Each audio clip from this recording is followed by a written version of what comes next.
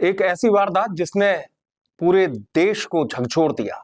जी हाँ, यूपी में तो हाहाकार मचा, लेकिन देश भी जो है इस पूरी वारदात को सुनने के बाद हिल गया। कहानी एक शहर की, उस शहर में रहने वाली लड़की की। लड़की नाबालिग लड़की मुरादाबाद में रहती थी। और अब मुरादाबाद में वो जनवरी का वाकया है। ये मैं आपको दरअसल कहानी जो सुना रहा हूं, ये है उस गैंगरेप की वारदात की जिसने सबको सोचने पर मजबूर कर दिया।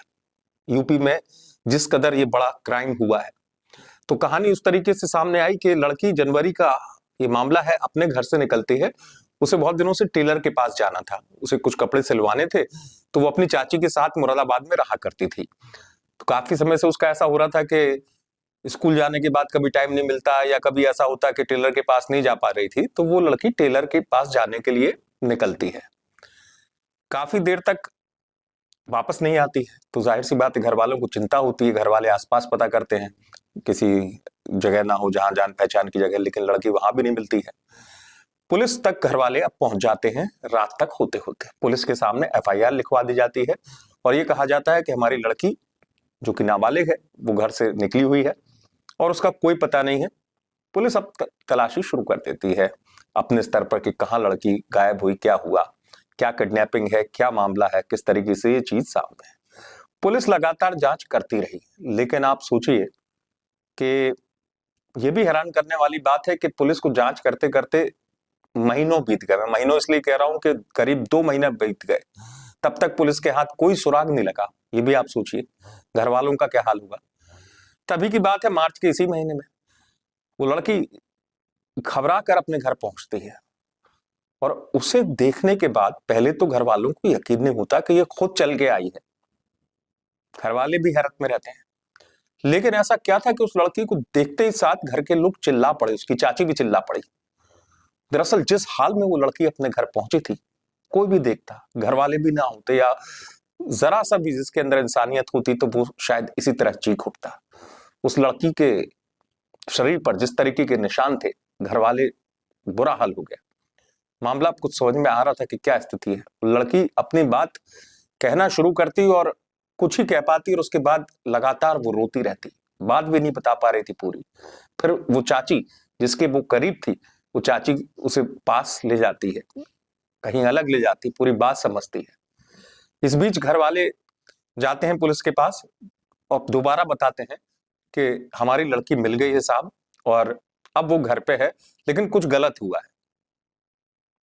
अब पुलिस से वो गुहार लगाते हैं कि अब आप लड़की की कहानी लड़की से सुनिए, और लड़की फिलहाल तो कुछ नहीं बोल पा रही है। इस बीच चाची जो है, चाची से लड़की धीरे धीरे कुछ बताना शुरू करती है। जिससे लगा होता है इंसान उसको अपना दुख बता भी देता है।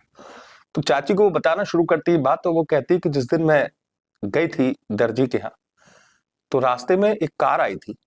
उस कार में कुछ लोग बैठे हुए थे। कार मेरे ठीक सामने खड़ी हो गई और कार में मुझे घसीट कर अंदर डाल दिया गया। कुछ देर तक तो वो शोर करती रही, लेकिन उसके बाद उसे होश तक नहीं रहा कि कार किस तरफ जा रही, आखिर ऐसा क्या था। उस लड़की ने बताया कि 4 लोग करीब उस कार में सवार थे। उनमें से एक किसी ने उसे पानी जैसी चीज पिलाई गिलास में, और वो लड़की उसके बाद बेहोश हो गई, उसे कुछ पता नहीं। उसके बाद एक इलाका है मुरादाबाद से आगे जाके भोजपुर, भोजपुर के एक इलाके में ये लोग उस लड़की को ले गए। और ले जाने के बाद जो 4 लोग थे, जिनमें से एक का नाम सलमान, बाकी 3 और उसके साथी, इस लड़की को वहां एक कमरे में बंद किया गया। और सबसे पहले वो लड़की कुछ कह पाती, लड़की के साथ इन्होंने मारपीट शुरू कर दी। लड़की को डराया धमकाया कि अब हम तुम्हें एक ऐसी जगह ले आए हैं कि जहां से तुम्हें निकलना तो सोच भी नहीं सकती, तुम यहां से तुम झांक भी नहीं पाओगे बाहर। अब जाहिर सी बात है, एक नाबालिग लड़की कितना घबरा गई होगी। अब इसके बाद वो दरिंदे वो करते हैं जिसके लिए उन्होंने ये साजिश रची थी, यानी कि गैंग रेप। उस लड़की के साथ बारी बारी से ये लोग गैंग रेप करते हैं और उस लड़की को उसी हाल में छोड़ दिया जाता है।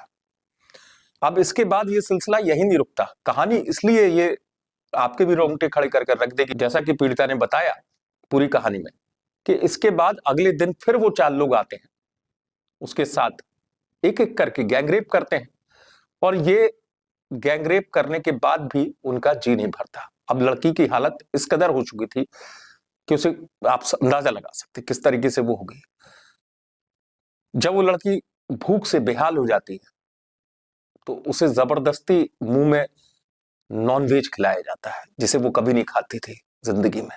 जबरदस्ती उसके मुंह में नॉनवेज ठूसा जाता है। इतना ही नहीं, इस पूरे मामले में जब पीड़िता ने अपनी आप बीती सुनाई तो पुलिस भी सहम गई। उसने बताया कि उसके हाथ पर एक टैटू था धार्मिक चिन्ह का, उस टैटू को भी उन्होंने जला दिया जब उनका जी नहीं भरा।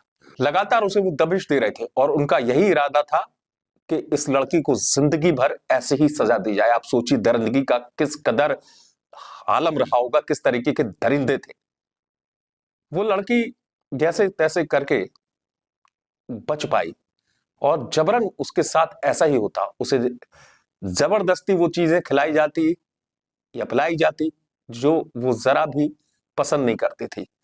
दरिंदे अपनी खौफनाक सोच को अंजाम देते जा रहे थे।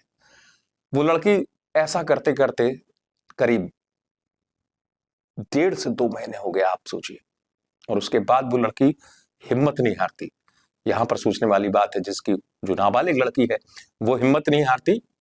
वो एक दिन कोशिश करती है, ये चारों किसी काम से बाहर गए हुए थे, उसको हल्का सा कुछ एक रास्ता दिखाई देता है और इत्तेफाक ये था, एक खिड़की थी जैसा सुनने में आया, उससे कुछ एक रास्ता उसने देख लिया था कि कुछ एक ऐसा रास्ता जिससे निकला जा सकता है, और कोई था नहीं उस वक्त। और वो लड़की आनन फानन में तुरंत भागती है, क्योंकि वो लगातार सोचिए 1.5-2 महीने तक यही सोच रही थी कि मुझे निकलना है, कैसे भी निकलना है यहां से। अब ये मामला तब सामने आता है जब लड़की वहां से भागकर पहुंच जाती है घर पर। घर पहुंचने के बाद ये आप बीती थी पुलिस को बताया गया। चूंकि ये मामला यूपी में जिस तरीके से हाहाकार हुआ, पुलिस भी तुरंत एक्शन में आई। सलमान नाम के उस दरिंदे को पुलिस ने गिरफ्तार किया। बाकी लोगों को पुलिस गिरफ्तार करने की कोशिश कर रही है। लेकिन जरा सोचिए, दरिंदगी की सारी हदें पार करने वाली ये ऐसी वारदात है जो सोचने पे मजबूर करती है कि समाज में किस तरीके के ये दरिंदे हैं। और सवाल भी उठ रहे हैं। फिलहाल पुलिस दावा कर रही है कि जल्द बाकी दरिंदे भी पुलिस की गिरफ्त में होंगे। देखना यह होगा कि पुलिस कब कामयाब होती है। आप देखते रहें वीके न्यूज। वीके न्यूज, राष्ट्र के नाम।